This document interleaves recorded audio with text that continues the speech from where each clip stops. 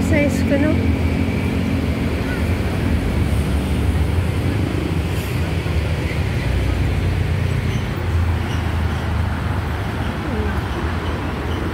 This is near US Embassy.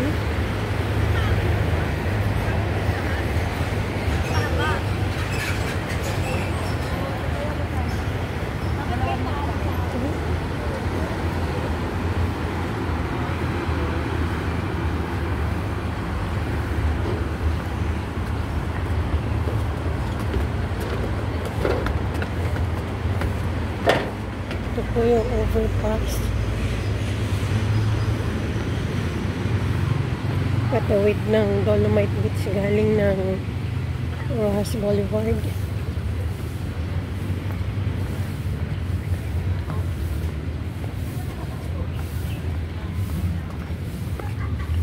Isa kasi ako dito sa Manila, kaya well, I'm just trying to entertain myself this early morning. So nag-walking ako from the condo going here sa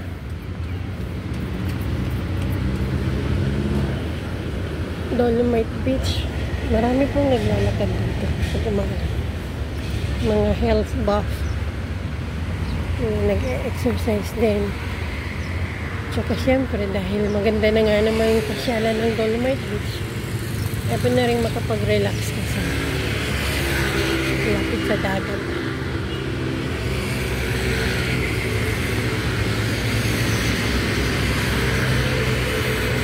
Dito papasok tayo dito.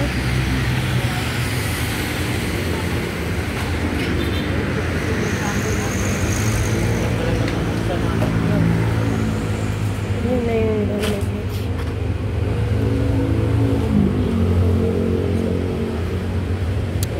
Yung sad lang dito, lumiliit na nang lumiliit yung Manila Bay kasi maraming reclamations ongoing.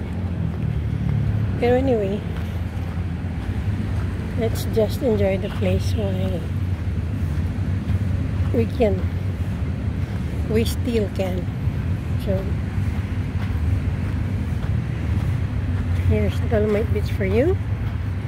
Yung nakikita niyo po sa dulo niya na office, yung nakabakod, yan po yung US Embassy dito sa Manila. Kalapit niya lang po talaga ito.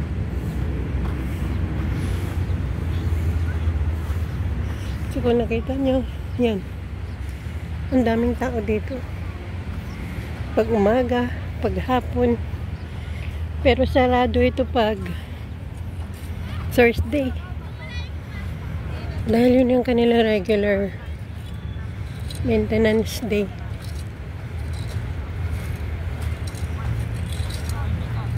Okay, low tide po ngayon.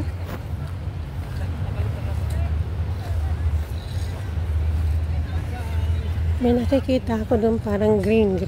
Baka mga damo-damo na yun natutubo dito. Tingnan natin nga.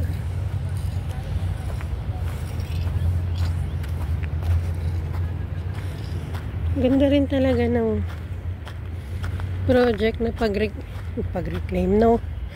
Pag-revive, paglinis nitong Manila Bay. At least na may pasyalan ng maayos sa mga tao. Okay. Ito yung mga geotextiles na pinanglagay noon. Ang ito ay nililinis. So ngayon, meron ng mga algae na tumutubo. Bumabalik na yung health ng Manila Bay. Okay. Ito yung mga damo. Kasama sa paglilinis nila. Actually, ito they just don't know yet, no? But this kind of seaweeds are edible.